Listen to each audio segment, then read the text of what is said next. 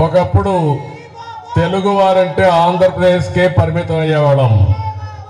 ఈరోజు తెలుగు వాళ్ళంటే బెంగళూరులో చూస్తే బెంగళూరు సిటీని కూడా ప్రభావితం చేసేది తెలుగు వాళ్ళే. ఆ స్థాయికి మీరు వచ్చే పరిస్థితికి వచ్చారు.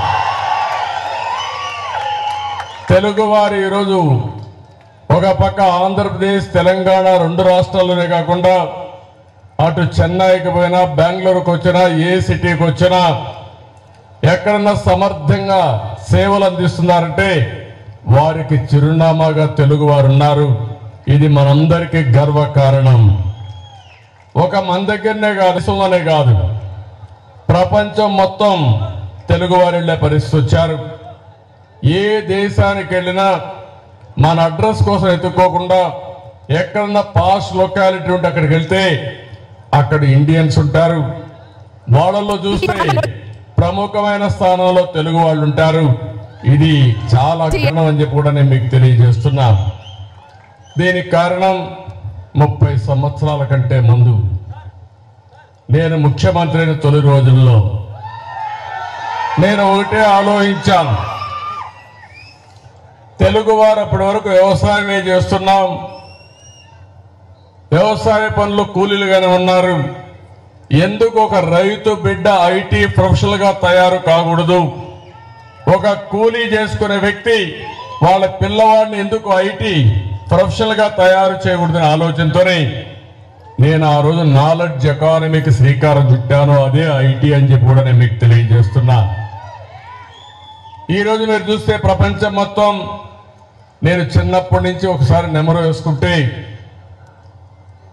ఆ రోజు ఎడ్ల బండ్ల దగ్గర నుంచి ఈరోజు డ్రైవర్ లెస్ కార్లు వరకు వచ్చేసాం. అంటే డెవలప్మెంట్ మనం చాలా వరకు ముందుకు పోగలిగాం. అదే సమయంలో ఒకప్పుడు ఐటీని నేను ప్రారంభించినప్పుడు చాలా మంది ఎగతాళి చేశారు. ఒకప్పుడు ఐటీ అంటే బెంగళూరు ఉండేది, అలాంటిది పోటీ పడి బెంగళూరు హైదరాబాద్ రెండు ఉండాలని హైదరాబాద్ని ప్రపంచ పటంలో పెట్టాం. ఈరోజు మీరు చూస్తే ఇండియాలోనే కాదు ప్రపంచంలో ఎక్కడ పోయినా నలుగురిలో ఒక ఐటీ ప్రొఫెషనల్ ఇండియన్ ఉంటే, ఇంకా నలుగురిలోనే కాదు ముగ్గురులో ఒకరు ఉంటే దాంట్లో ప్రతి ఒక్కరు ముగ్గురులో ఒకరు ఆంధ్రప్రదేశ్ నుంచి వచ్చారు, తెలుగువారు వచ్చారు. ఇది గర్వ కారణం. ఇది అయిన తర్వాత ఈరోజు నాలెడ్జ్ ఎకానమీ, ప్రపంచం మొత్తం నాలెడ్జ్ ఎకానమీలో ముందుకు పోయే పరిస్థితికి వచ్చాం. నాలెడ్జ్ ఎకానమీలో ఫార్మా కానీ బయోటెక్నాలజీ కానీ ఏ సెక్టర్ తీసుకున్నా నాలెడ్జ్ ఎకానమీ కూడా ఐటీ బ్యాక్ బోన్ గా తయారైంది. ఈ రెండే కాకుండా నేను ఆ రోజుట్లోనే నేను ఒకటి ఆలోచించాను.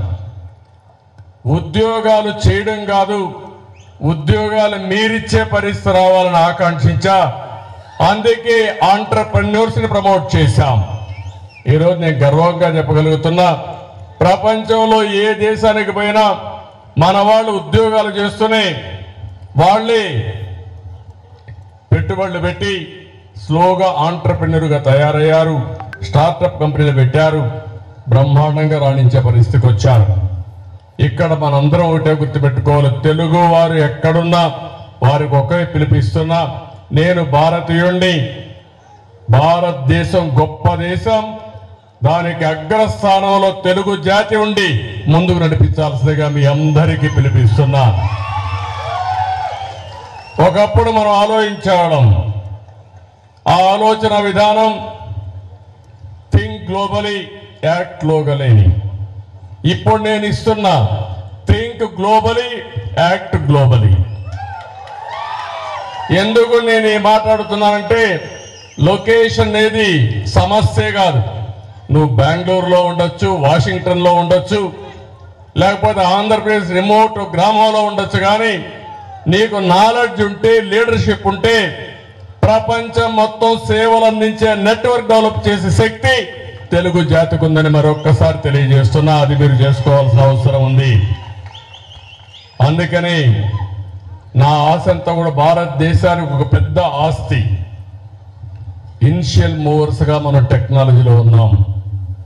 2 రిఫార్మ్ వల్ల పెద్ద ఎత్తున భారతదేశానికి సంపద సృష్టించే అవకాశం, నాలెడ్జ్ ఎకానమీ పోయే అవకాశం వచ్చింది. 3, మనం ఊహించిన విధంగా డెమోగ్రఫిక్ డివిడెంట్ ఇండియాకు వచ్చింది. ఈరోజు చైనా చూస్తే మనకంటే పోటీ పడినా అక్కడ ఏజ్డ్ పాపులేషన్ ఎక్కువ ఉంది. భవిష్యత్తులో ఇంకా సమస్యలు కూడా వస్తాయి. కానీ ప్రపంచానికి నాయకత్వం ఇచ్చే ఏకైక దేశం భారతదేశంగా ఉంటుంది, ఏమాత్రం అనుమానం లేదని చెప్పి కూడా నేను మీకు తెలియజేస్తున్నా. అందుకే మొన్న కూడా నేను ఒక మాట చెప్పాను. నేను ఆ రోజు విజన్ 2020 అంటే చాలా మంది ఎగతాళి చేశారు, నన్ను 420 అని కూడా ఎగతాళి చేశారు. కానీ ఈరోజు నేను ఆ రోజు విజన్ 2020 అన్నప్పుడు దాంతో అసోసియేట్ అయిన వాళ్ళందరూ బ్రహ్మాండంగా రాణించారు. ఈరోజు 2047కి భారతదేశం 100 సంవత్సరాల స్వాతంత్రం వచ్చిన సందర్భంగా ఉత్సవాలు జరుపుకుంటున్నాం. ఆ సందర్భంగా నేను ఒకటే పిలిపిస్తున్నా, ప్రపంచంలో ఎక్కడ భారతీయులున్నా నెంబర్ 1 కమ్యూనిటీగా ఇండియన్స్ ఉంటారు. దాంట్లో 30% తెలుగు వాళ్ళు ఉంటారు.